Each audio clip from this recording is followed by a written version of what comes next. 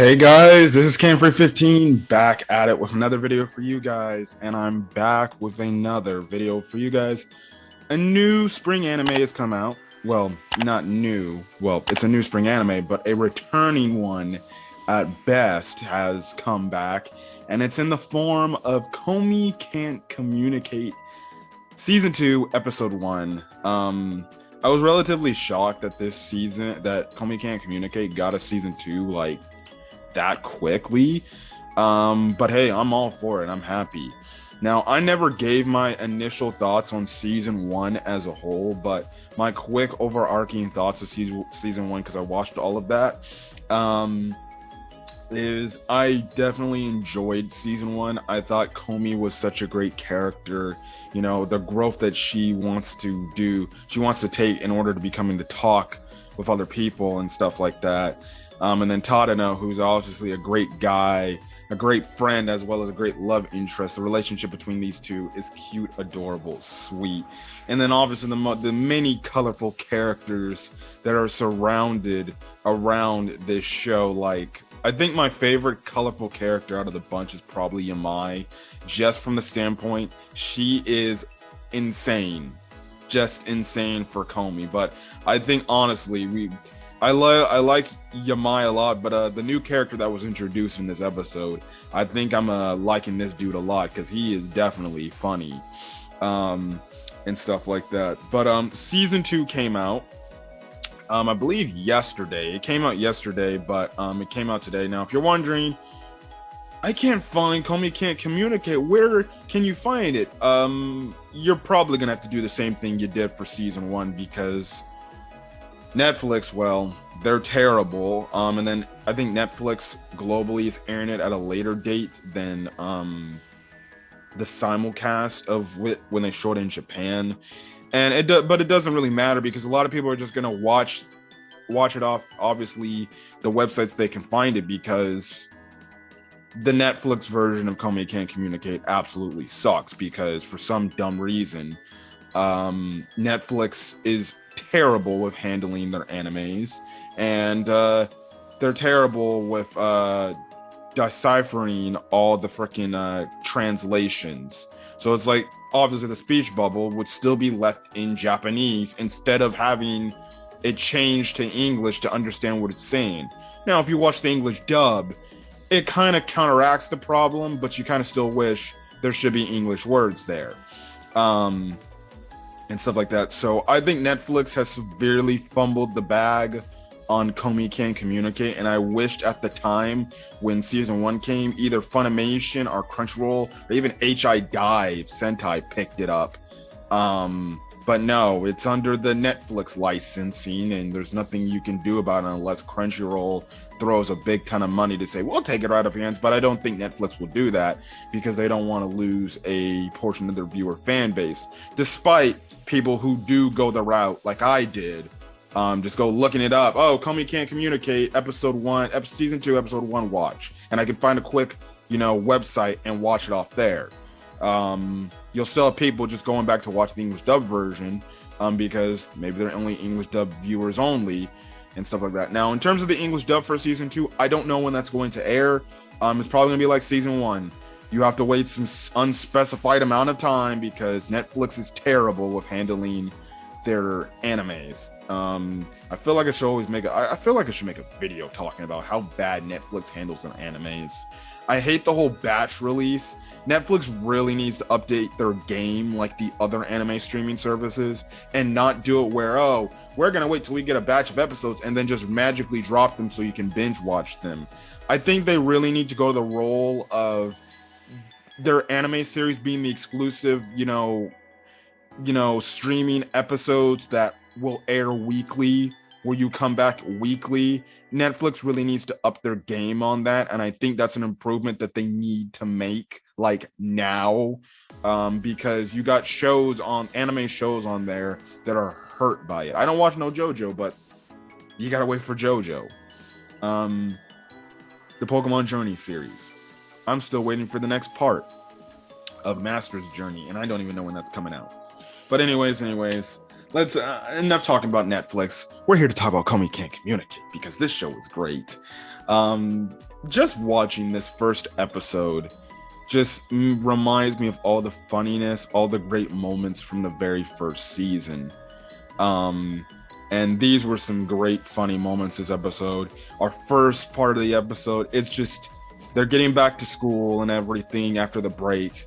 And Komi's just going around putting, and it's kind of just in a way kind of a, I think, 5 minute kind of quick recap of everything, of all, well, not everything, but all the characters we've met in season one. All of them, and just writing their names down just to show how many friends Komi has made over the time she's obviously the time the show started and everything. Obviously we have great characters like Tadano, Najimi, Yamai, Yadano, who was the athletic girl who tried to have the athletic competition with Komi. Hilariousness. They didn't show every character we saw in season one. They just wrote them down by name and stuff like that. They even made sure to write down the lesser character names and stuff like that. And it all ends up at the end of Najimi saying, just looking, she's like, this is great and all, but we don't even have 80 friends here on your list. You didn't even make 80 friends over this entire school year. You got to do better. We're behind. You say you want to make 100 friends? So yes. The next portion of the episode is we're introduced to a new character named Katai, who we get some background information. Now, this was a character that apparently could have been in season one. The thing is, his whole backstory is he's kind of just a regular kid, but he was looking forward to going to school, and then he missed like the first day of school, and then after that he continuously missed days of school, and because of it he was too afraid to go back or go show up to school because he would be showing up late. So he had a whole character arc where he changed his hair, he bulked up, and he come to school and everything for the first time, and everything. Now the catch is, the funny thing is, because of this and his whole new look, the other kids in the school are looking at him. They're all scared and everything because he looks like he's some sort of your typical school bully. The hierarchy, the guy where you can't mess with that guy. He'll mess you up if you do that. If you tick him off and everything. And I loved how this guy, every time he's trying to smile like he's kind and everything, but he's smiling like he's like a bad boy, like he's a bully, and everybody's like, oh god, get away from me. So he opens up the classroom door and everybody's on the class like, who the hell is that? Oh my goodness. And the moment that he walks in, everybody's just intimidated, they're scared and everything, and he just walks around the classroom and he's like, smile, and then he gives this smile which scares everybody, and stuff like that. And it gets to the point where everybody's like, oh crap, we can't let this guy get near Komi, and literally you have people around Komi trying to say, we're protecting her. You guys, I'm guessing the delinquents of the school trying to stand up to this guy, but they back down because he gives them a look. They're like, oh, and they leave and everything because he says something that he says something that he probably shouldn't have said. He was going to try to say something else, but he accidentally said something with like deaf or something, and everybody just got afraid. And you get the funniest part of this whole episode. I don't think it's the funniest part of this episode. The second funniest part of this episode, when he meets Komi for the first time, and he's walking past her, he's like, oh, who's this girl? And then he actually starts getting scared because Komi's just staring a whole limelight into him, and he's like, oh my gosh, why does she keep glaring at me like that? I can't take it no more. And he ends up sitting down. And he's just like looking away, and then he looks back and Komi is still looking at her. Now the thing is, she's scared of him, but at the same time he's scared of her, and it's hilarious. He just wonders like, why is she staring a whole mud hole into me? I don't know what to do. This is gonna be crazy. and everything. And then Tadano speaks up. He's like, "Hey, you new kid, you're new here and stuff like that." And he's like, "Oh yeah." And then he's just happy that Tadano's talking to him. He's like, "I can show you around school and everything, and show you where you need to go and stuff like that." And obviously, Katai's got a new friend. The funny thing is, he takes everything he learned from Komi. He's like, "Oh, that's what Komi was trying to tell me," and we know Komi has a communication kind of ability where she doesn't like to speak a lot. She's very shy. And I was laughing my butt off because at the end of this portion of the episode, this guy literally thinks like, "Oh, that's what Komi was trying to tell me. She must be a communication master." And I'm just over here facepalming. I'm like, bruh, if only you could understand about Komi right now. That was hilarious. That was funny. And then the last bit of the episode, it pertains to Nakanaka, the Chinubio girl we saw in season 1 become friends with Komi and Yamai. Essentially what they were going to do is they planned a whole studying event where, Komi and the others were going to go to her house and study.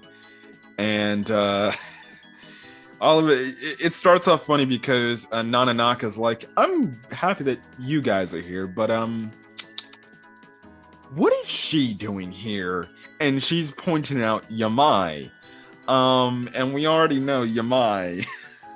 Let's just say she cuckoo for Komi. Some of the things in season 1 she did was just insane. Like when she grabbed a hold of Komi's strand of hair and she started licking it. That was actually disturbing. And then when she freaking locked Tadano in her room and she's like, "You say shit, I'm gonna kill you." Again, Yamai again, Natai, or Katai. He was one of my favorite. He's one of my favorite characters, new characters to start of the season. But Yamai might be my favorite character from the standpoint of how crazy she can just get. But anyways, Nakanaka is like, "What is she doing here?" And they go in. They're just studying everything. Freaking Najimi just lies in Nakanaka's bed and goes to sleep. And Tadano's like, "I thought we were here to study." So you get this whole scene as they're doing their homework and stuff like that and studying. Yamai and Nakanaka, they're trying to compete to see who does Komi, value more as a friend, or who does Komi see more as a best friend.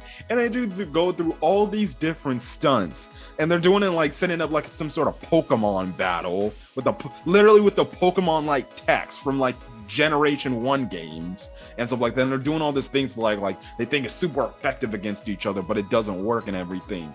And it's freaking hilarious that these two are going back and forth at each other, because that's how much these two are in love with Komi.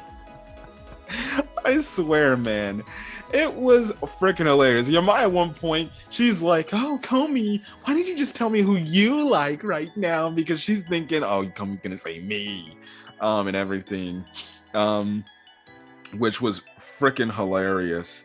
And the thing is, Komi just writes something. She's like, "No, you guys are precious to me both," and everything. And obviously, they're happy that that got there, and they got there. But they're like, "But this isn't going to be settled.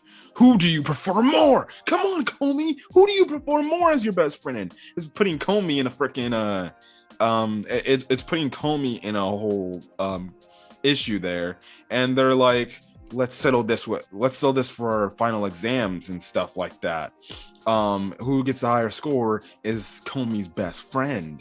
But then they end up playing a video game that same, like, I guess somewhat similar to Smash Brothers game, with those same alternate Mario looking characters and stuff like that. And it's funny, they all have a game. Now, Nakanaka and Yamai are going at it. They're like, hold on, I'll give you a better description. They literally got the controller in their hand. They're like, oh my god, I gotta win for Komi. And obviously, Najimi, she ends up winning, which I found hilarious. Because they're like, really? And obviously Tadano's like, this is the only reason why you got back up, just to play video games. Yeah, okay. And it's funny because the episode ends off with the standpoint. It shows the test they got, and they ended up getting the same exact freaking score. And they're like, "Are you serious?" So that was all funny and hilarious. I enjoyed it. That it was something, man. This show was great. Oh, I forgot the one last thing. The one last thing that closed the episode. I just looked too real quick. But during the exams, what is it? During the exam, they were taking. It's a whole thing of, you take your test. Sometimes teachers are so strict where it's like, okay, you can't leave your seat. You can't leave or do anything till you finish your exam. Komi ends up having 2 pencils. She drops one of her pencils. She's like, oh, my pencil dropped. No big deal. But when she uses the pencil she's going to use, her second pencil she's going to use, it already breaks. If you ever use those hard wooden pencils and you just push the lead against the paper, it just freaking like breaks off. I hated when that happened. That's why I always went to using mechanical pencils when I was in school. Now that things are online, you don't have to really do paper stuff anymore unless you're still in like high school or something like that. But anyways, I found that hilarious, and that was the whole thing. Is she doesn't like to talk, and she kind of would be put on the spot, and obviously everybody would be like, Komi just talked. And obviously Tadano picks this up, and he does the nice thing, and he drops his pencil on purpose, and he just raises his hand. He's like, I accidentally dropped my pencil. Could you please pick it up? To the teacher, and the teacher is like, oh yeah, sure, I will. And everything. And she not only picks up Tadano's pencil, picks up Komi's pencil as well. And then you get the scene where, he's going back to his work, or Tadano's going back to his test, and he's like, oh crap. I don't have my eraser. No, I can't make a mess up. And I'm like, wait, you have a mechanical pencil. It should have an eraser on the back of it, but okay. I guess there was no eraser. Komi ends up picking this up and sees Tadano freaking out about it, and she rips her eraser, drops it on the floor. Now, mind you, I don't know why they couldn't just be like, reach over and grab it. I'm guessing the teacher would have deemed them like, oh, you're cheating or something like that. I don't know. Maybe that's the rules in Japan schools. Never went to school out there in Japan. So, yeah. And then that whole thing is he asked again, and he saw that, asked the teacher again, picked it up. And it was nice. And, you get a nice, funny moment of how the two of them end up getting flustered. Again, building their romance, their relationship, the romantic relationship. These two clearly like each other and care about each other. It's so cute. So adorable. You get a bonus part at the end of the episode where his sister's trying to, I guess, do her homework, and she's like, I need an eraser, can you borrow it? And then he's like, yeah, go right ahead. But then Tadano sees, oh, it's the eraser Komi gave me, and he's like, no, you can't touch that, that's mine. Which was hilarious because he's like, this is my gift from Komi, I gotta treasure it. So he even has a little bit of a kink when it comes to Komi as well. But anyways, that was the episode. Komi Can't Communicate, Season 2, Episode 1. It reminded me of the great moments from Season 1 of all the 12 episodes.